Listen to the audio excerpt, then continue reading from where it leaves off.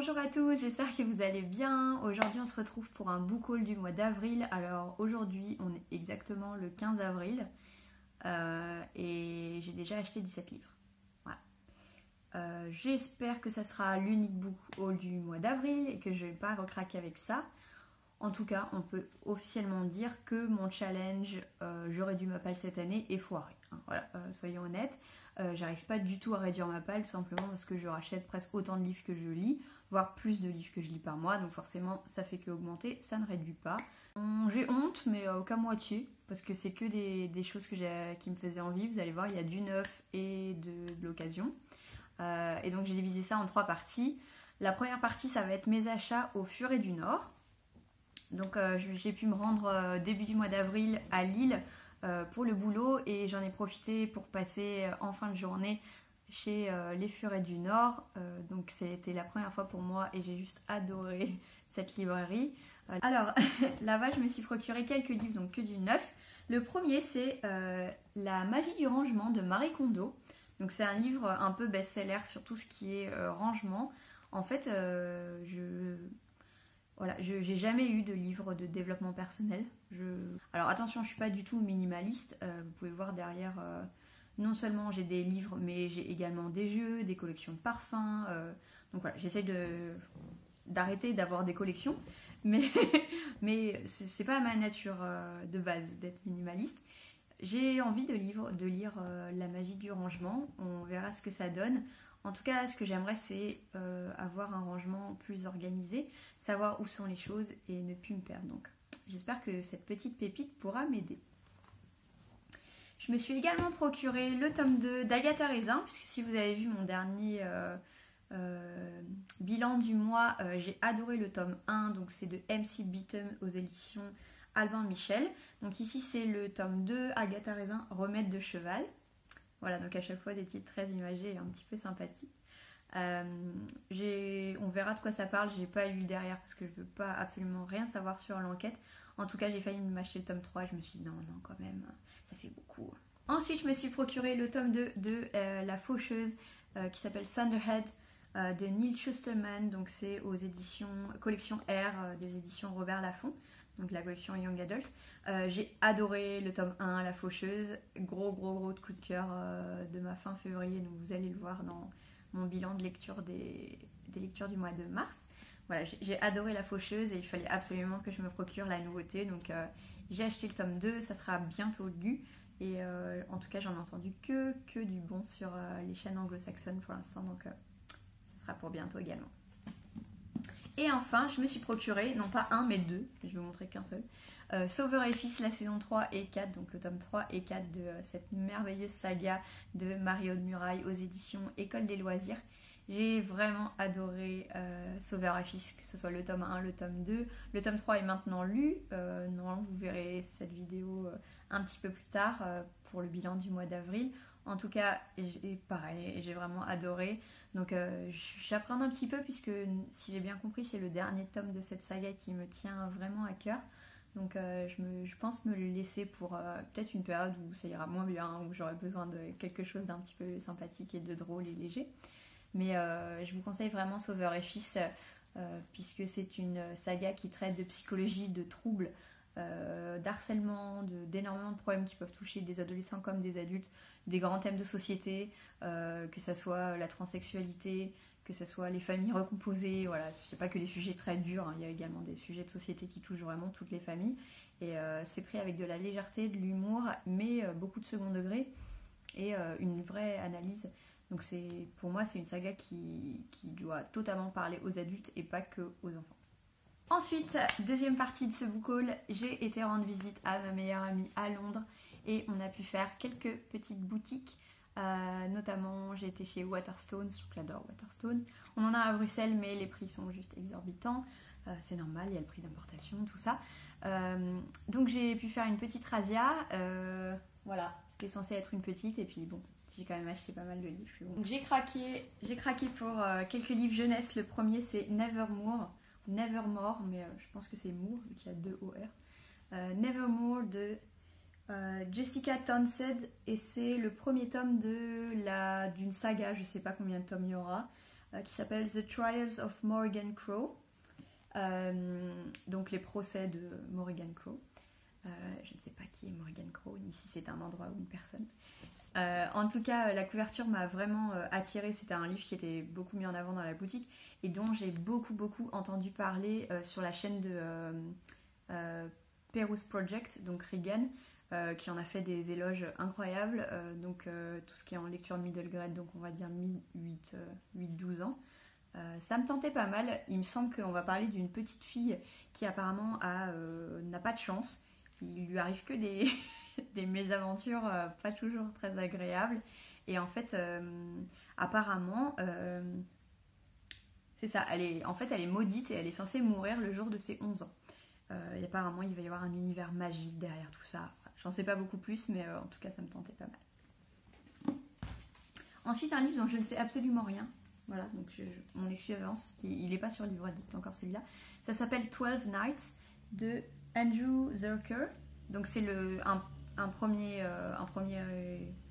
ouvrage pour cet auteur que je connais absolument pas. Et j'ai beaucoup aimé le derrière qui s'appelle juste la petite phrase d'accroche: Sometimes to find the truth, you have to tell a story. Donc rien que ça m'a... Voilà, ça m'a tout de suite donné envie. J'aime beaucoup les livres, on est dans le storytelling, notamment quand on est sur du jeunesse. Le livre est absolument splendide, voilà, on est d'accord. C'est du hardback, donc en fait de base j'ai pas été vers le livre et voyant que j'hésitais, que je passais pas mal dans le rayon jeunesse, en fait la libraire m'a dit qu'elle l'avait lu, qu'elle avait absolument adoré et qu'elle le conseillait, que ce soit pour des enfants ou des adultes qui aiment ce type d'ouvrage. Donc voilà, je sais pas trop de quoi ça parle. Mais en tout cas, moi ça m'a un peu fait penser à voyage autour du monde en 80 jours, ou ce genre de choses, on a cette espèce de montgolfière qui ressemble à une ampoule, avec ses personnages, avec ses hautes formes, donc j'imagine qu'on sera plutôt au 18-19e siècle. Voilà, j'en sais pas plus, je vous dirai quand je l'ai lu. Je me suis acheté Le Magicien d'Oz, donc The Wizard of Oz, de L. Frank Baum. En fait, j'avais acheté, vous le voyez là, voilà. Ça s'appelle Le cycle d'Oz de L. Frank Baum, qui est en fait la suite du Magicien d'Oz, alors que j'ai jamais lu Le Magicien d'Oz. Voilà, j'ai vu le film, je connais l'histoire, j'ai même vu la comédie musicale, je crois, mais j'avais jamais lu le livre. J'ai trouvé cette très jolie édition qui est aux éditions Penguin. Le petit pingouin là. Ah oui, d'ailleurs, je vous ai pas dit les éditions avant. Alors juste pour Nevermore, c'est de chez Orion. Et pour 12 Nights, on est chez Penguin aussi. J'aime beaucoup ce que fait Penguin en général. Donc c'est du hardback, hein, c'est un très joli petit livre. Il y a quelques petites illustrations. Il y a un exemple par ici. Voilà, c'est un classique de la jeunesse, j'avais envie de le lire. Enfin, deux livres qui me tenaient à cœur. Le premier, Obsidio. Donc c'est le tome 3 de la trilogie Illuminae, Gemina et Obsidio, donc de Amy Kaufman et Jay Christophe, donc deux auteurs australiens. J'adore Illuminae et Gemina, notamment Gemina, j'ai trouvé ça vraiment top. J'aime beaucoup la manière dont c'est fait à l'intérieur, puisqu'en fait on est sur un format très particulier, puisqu'on a du chat, on a des emails, on a des comptes rendus de caméra de vidéosurveillance par exemple. Donc voilà, j'ai vraiment hâte de lire ce tome 3, j'ai entendu des choses merveilleuses. On est dans l'espace et voilà, il y a des vaisseaux qui sont attaqués, des histoires de politique, je vous en dirai pas plus parce qu'il faut découvrir ce livre. Et enfin, en fait chez Waterstone, il y avait un magnifique rayon sur le féminisme et notamment jeunesse, donc qui s'adressait à la fois aux petites filles et aux petits garçons. Donc j'étais très impressionnée. D'ailleurs, il y a une photo sur mon compte Instagram, Audrey Bookworld, si ça vous intéresse. Et donc j'ai trouvé Bygone Badass Broad de Mackenzie Lee. Donc c'est une autrice qui est assez connue maintenant aux États-Unis, puisque celle qui a fait The Gentleman Guide to Vice and Virtue, qui a eu un gros succès aux États-Unis, qui je pense va sortir, il me semble, en français cette année. Enfin, j'espère que je dis pas de bêtises, mais il me semble que certains ont reçu des services presse. Voilà. Certains ont reçu des services presse, je crois. J'espère ne pas dire des conneries. En tout cas, ici, Mackenzie Lee, en fait, elle va nous raconter l'histoire en 2-3 pages à chaque fois de 52 femmes qui ont été oubliées dans l'histoire. Donc c'est des femmes, personnellement, j'en avais jamais entendu parler. D'habitude, dans ce genre d'ouvrage, on est plutôt sur des femmes assez connues. Enfin, par exemple, on va avoir Frida Kahlo, Marie Curie. Voilà, je dis pas que c'est pas intéressant, au contraire, c'est très intéressant. Mais ici, on est vraiment sur des femmes, j'avais juste jamais entendu parler d'elles. Sibylla Masters, Anne Lister, Xingxi. Voilà, je connais pas du tout. Alors Xingxi par exemple, si je me trompe pas, c'est son histoire qui a un petit peu inspiré l'histoire de Mulan, par exemple. En tout cas, on a des très très belles illustrations. Je vais vous montrer. Donc à chaque fois, on a une illustration et 2-3 pages sur l'histoire de ces femmes. Le livre est très très beau, c'est du hardback. On est collection Abrams Image.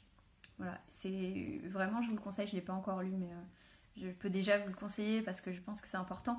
Seul petit point négatif, j'ai remarqué que, je ne sais pas quel est le pourcentage, mais la plupart de ces femmes étaient américaines. Encore une fois, c'est fait par une autrice américaine, c'est une maison d'édition américaine. J'aurais bien aimé avoir un peu plus de femmes européennes, africaines et asiatiques, mais il y en a quand même quelques-unes. Il n'y a ni française ni belge, et voilà, il y a une dame du Pays-Bas. Voilà, ça fait au moins une. Mais en tout cas, ne serait-ce que pour en apprendre un peu plus sur ces femmes qui ont fait et changé l'histoire, mais dont tout le monde a oublié malheureusement le nom, c'est une lecture importante. Voilà pour ces achats Waterstone. Vous pensiez que le boucle était fini? Eh ben non. Puisqu'après j'étais chez Pêle-Mêle. Voilà. J'aimerais assigner Pêle-Mêle en justice pour l'état de mon compte en banque. Voilà, les livres ne sont pas chers, en excellente qualité, donc ça m'incite à acheter. Et je vais pas leur dire merci. Voilà. Très hypocrite, hein, voilà, j'y vais presque toutes les semaines. Mais disons que j'ai revendu des livres, j'en ai eu pour 40 € et j'ai donc racheté pour 38 € de livres. Voilà, plus-value 2 €. Bon, en même temps, j'y vais pas pour faire de la plus-value, mais bon, quand même.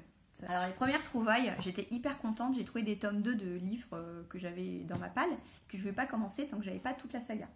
Donc le premier c'est Van Gogh, donc j'ai trouvé le tome 2 de Timothée de Fombelle que j'ai aux éditions Gallimard Jeunesse. Bon, la tranche est un poil abîmée, mais rien d'horrible, en tout cas le dos est très bien. Pareil, excellent état, je pense pas qu'il ait été lu honnêtement, ça fait un peu sorti du carton. Van Gogh, je sais pas trop de quoi ça parle. En tout cas, le tome 2 s'appelle Un prince sans royaume et il y a des nuages. Ça fait un peu épopée fantastique. Voilà. Je vous en dirai plus quand j'aurai lu le tome 1. Et ensuite, j'ai trouvé pour 7 €, donc c'est le plus cher, mais ça vaut le coup, le tome 2 de Six of Crows, donc qui s'appelle Crooked Kingdom. Donc ici, c'est La Cité corrompue en français, que j'ai d'édition Milan. Je suis hyper heureuse de l'avoir trouvé, donc franchement, 7 € pour une brique pareille, c'est pas cher. Et j'attendais d'avoir le 2 pour lire le tome 1, donc ça sera bientôt. Ensuite, j'ai trouvé le tome 4 d'Agatha Raisin, donc qui s'appelle Randonnée mortelle. Alors oui, j'ai pas le tome 3, mais j'ai trouvé en état quasi parfait. Donc comme vous pouvez voir, parce que il y en a qui s'interrogent, mais c'est vraiment pas cher. Ouais, c'est pas cher. 3 €, voilà. Pour le tome d'Agatha Raisin, donc j'étais hyper contente. Donc évidemment, je vais y aller souvent pour voir s'il y a les autres tomes. Mais hyper contente de ça. Donc c'est de MC Beaton aux éditions Albin Michel. Donc je raconte même plus de quoi ça parle. On est sur du policier avec cette ancienne femme d'affaires londonienne qui est partie à la campagne et qui se retrouve à résoudre des enquêtes. C'est très fun, très sarcastique. Personnellement, j'aime beaucoup.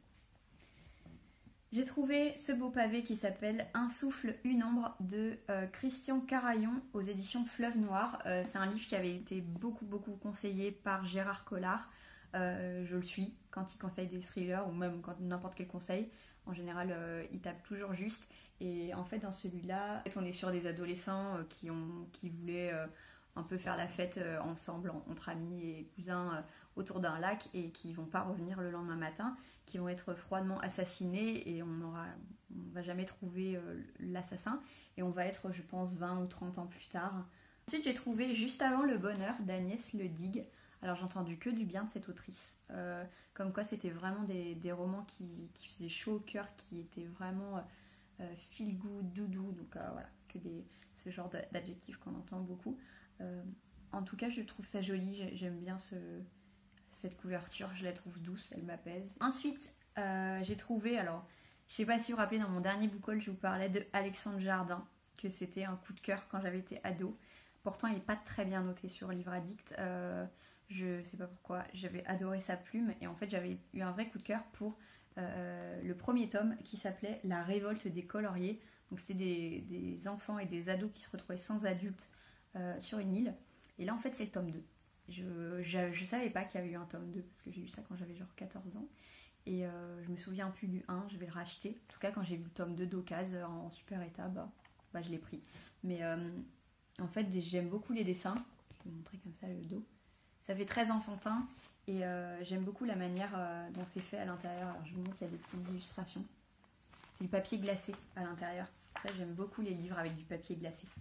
Je trouve que quand il y a des illustrations c'est encore plus beau. Voilà, quelques petites illustrations. Ensuite j'ai trouvé Zalim donc, de Karina Rosenfeld aux éditions Scrineo. J'en ai beaucoup entendu parler sur la chaîne Des livres une fille qui avait beaucoup aimé. Également Stéphanie de Piketty Booking si je me trompe pas. Donc ça me faisait envie, la couverture est splendide. Je pense que ça parle d'un monstre. Je crois qu'il y a une guerre ou quelque chose comme ça et finalement ils vont décider d'invoquer ce monstre qui a besoin d'un autre humain pour régler cette guerre. Et voilà, on va se retrouver, on va voir ce qui va donc arriver à l'autre humain et à ce monstre qui s'appelle Zalim. Ensuite j'ai trouvé Brainless de Jérôme Noirez, ou Noiret, je sais pas comment on prononce, aux éditions Électrogène. En fait maintenant j'ai envie de tous les acheter Électrogène parce que juste ils sont trop beaux. Voilà. J'ai lu Là où tombent les anges de Charles Bousquet, j'espère que j'ai pas dit une connerie sur le titre, Là où tombent les anges je crois, qui a été un énorme coup de cœur. J'ai Celle qui venait des plaines, ouais c'est ça, de Charles Bousquet aussi à lire. En tout cas celui-là ça va parler de zombies, voilà. Au début, je pensais que ça serait un truc sur la neurologie, mais en fait, pas du tout. En fait, c'est sur comment une maladie va se répandre et créer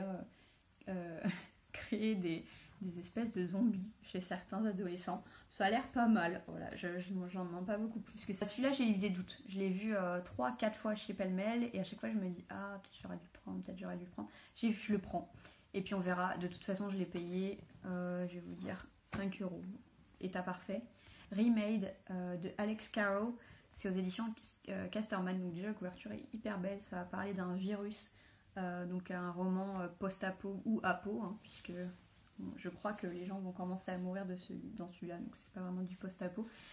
Il y a le tome 2 qui est sorti, je sais plus comment il s'appelle, mais j'ai pas vu des super bonnes reviews, donc à voir celui-là, voilà. J'avais envie de me faire mon propre avis, et puis après on verra pour le tome 2. En tout cas, je vous remercie d'avoir regardé cette vidéo. J'espère qu'il y a quelques livres qui vous ont attiré l'œil. Si vous les avez lus, dites-moi en commentaire lesquels vous avez aimés et lesquels je devrais prioriser sur tout ça. N'oubliez pas de me laisser des petits pouces et des petits commentaires, ça m'aide pour la visibilité, hein. Je ne suis pas une grosse chaîne et surtout ça me fait toujours très très très plaisir. Abonnez-vous si vous n'êtes pas encore abonné. Hein, maintenant que le cadrage est mieux, je pense que vous avez plus envie de vous abonner, non? Ouh. On va essayer. En tout cas, je vous fais des gros bisous et puis je vous dis à bientôt pour la prochaine vidéo. Ciao!